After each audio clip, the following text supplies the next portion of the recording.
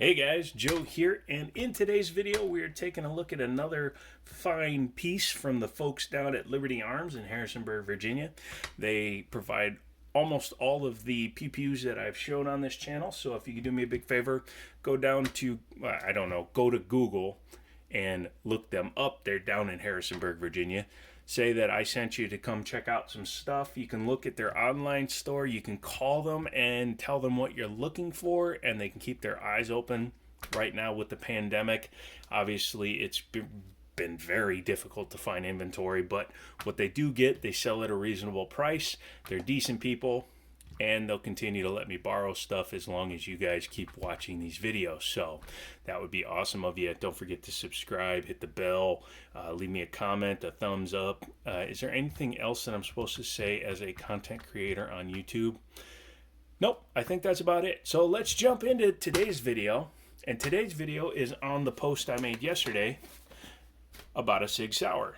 Sig Sauer is one of my favorite companies. They are obviously the manufacturer of the M17 and the M18, which are currently the official U.S. sidearm for the U.S. military, but they also manufacture a lot of really cool pistols, including the 220 lineup, which is what we are going to discuss today. Here is an empty box. That's because I have the firearm here in my lap. This is a very nicely finished one. It has a camo Kryptek. I think this is Kryptek. Let me know down in the comments if it's Kryptek. It's black inside. A little bit of a spoiler. So I'm not sure if that's a Hydro or if that's a actually hand-painted design. If you know, let me know down below. But this is the 220 Elite. Obviously, Sig Sauer makes the Elite line, the Legion line, and a couple of other product versions of each pistol that they manufacture. This one is kind of the take it out of the box and be very accurate of the group. Usually has more toys such as really nice sights that we'll talk about here in a second. This one is a single action only hammer fired 10mm pistol. Has a 5-inch barrel, which is the first major difference from the standard 220 in 45 ACP. That has a 4.4-inch barrel. So this is significantly longer, which number one gives you a better sight picture. Number two gives you a heavier firearm, which helps mitigate the kick from such a strong round. 8-rounder plus 1, so you have 9-round capacity in the first setup, and your backup mag, which also holds 8 rounds. So there you go. Just like a 1911, you should be able to get it done in 16 to 17 rounds. If you can't, you're doing something terribly wrong. Sig Sauer ships in this very typical box here. As you can see inside, you have your manual, your safety brochure, your original price tag, and the gun lock. This gun came via a frequent customer of the store because he wanted it sold on. The reason being, this thing is one of the most heavily sprung firearms I've ever actually put my hands on. I don't know if it's a upgraded spring, a factory spring, or whatever, but the only things, and this is not a joke, that I've seen that are as heavily sprung as this are the little car C pistols, the CM9 or whatever they are. This thing probably has a 20-pound spring, if not heavier. For a point of reference, a 1911 has like a 12-pound spring for the recoil. This thing, you have to overhand this bad boy. That's not saying it's a bad thing. It's just the owner of the firearm didn't want something that was that heavy to rack. Totally understandable. You got to go with what you're comfortable with. Let's take a look at the features that this particular gun has. Being the Elite, it has upgraded sights on it. Has a very nice front fiber optic with a blacked out LPA style rear. As you can see, it has elevation and windage adjustments right there, and a very easy to pick up front sight. This is the optimal sight picture. I've said it many times, and this is the first time that I've really been able to demonstrate it. Beautiful blacked out rear sight with a very easy to pick up front sight. I'm doing it right now off to the side of the camera, and my eye immediately goes to the dot, not to the rear sight. So that's exactly what you want for accurate, quick sight acquisition. This one, being single action only, does not have a decocker on it. It only has external manual safety, just like a 1911. It's up for safe, down for fire, and listen to how definite this is.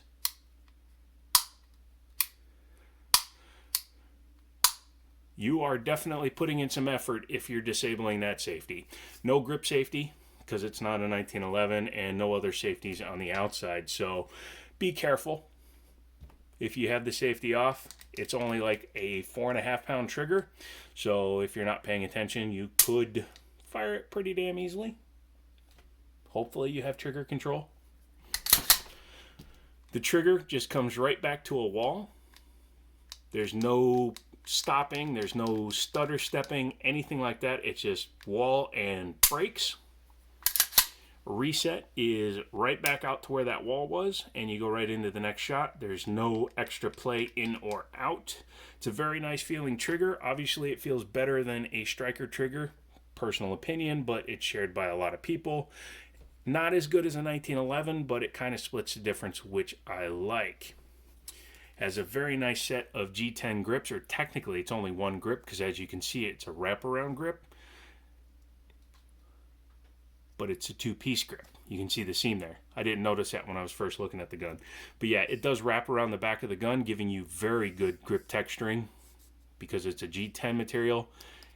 When you cut these into grips and you do it right, you're not letting go of that for anything. The front of the frame is checkered nicely, as is the front of the trigger guard.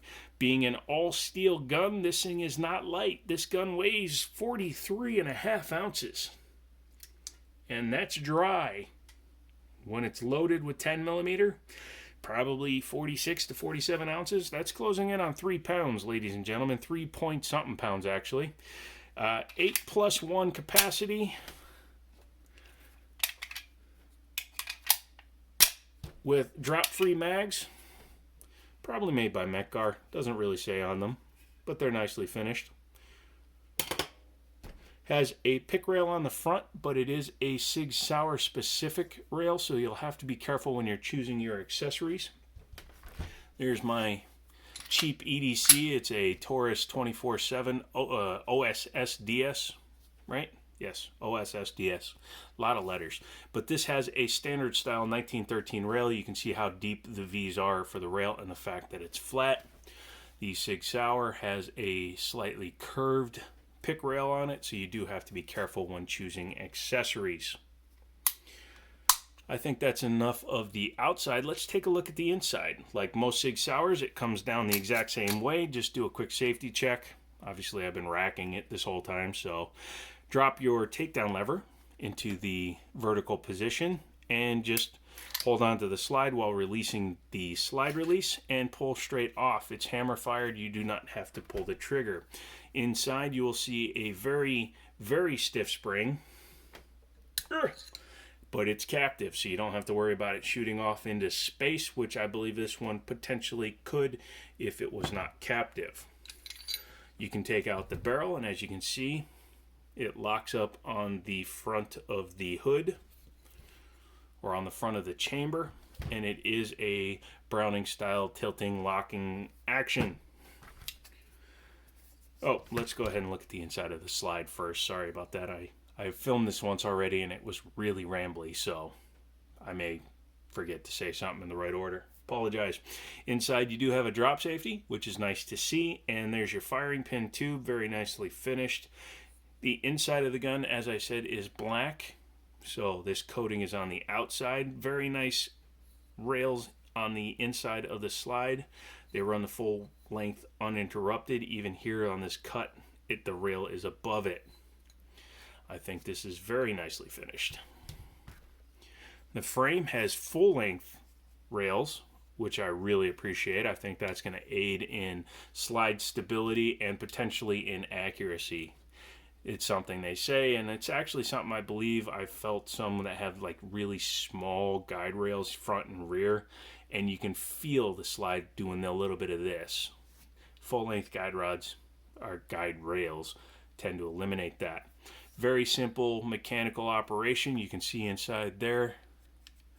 There's your trigger bar. It pulls forward, releases the spring, which lets the hammer go forward. That's all it has to do, so it's very simple.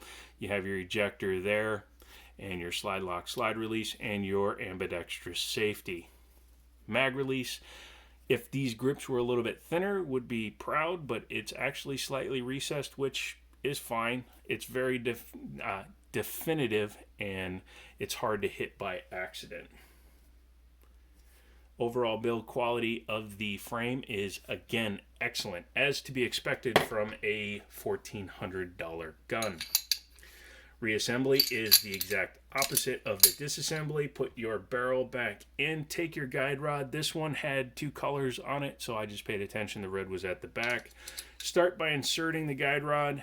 This is super, super tightly sprung, but it's a sloped edge here, so you can just kind of push it while you're sliding down. Stop when the spring is straight, because if it's at an angle, the gun will not go back together correctly. Put the gun on the rails, slide it back. You can see with just the slight lubing this gun has had how smooth these rails are. Bring the slide back, lock it into position, re-engage your takedown, and you are good to go. So that was a kind of a quick look at a pretty nice SIG piece. And again, the reason why it's even for sale is because the previous owner didn't care for how heavy the slide was. I don't mind it. Put it down in the comments if you prefer an easy rack gun, if you prefer one that is a little bit difficult to rack because it means that you won't accidentally do something stupid. Not that I can think of something that you would do to do something stupid when you're racking it around, but maybe you're the kind of person that puts your finger on the trigger while you're racking your gun. I don't know. Anyways, leave a comment. Let me know if you have one of these, how well it shoots. Come back later this week because I'm filming another video immediately after this one, and if you thought a $1,400 gun was expensive, which it is, wait till we take a look at this. That's a Nighthawk Falcon in 45 with suppressor sights. So that's going to be the next video. So come back, leave a comment, let me know if you have one. Visit Liberty Arms, tell them I sent you. Come back for everything. Yay, I love you guys. I'll talk to you later. And these are my thumbs saying bye.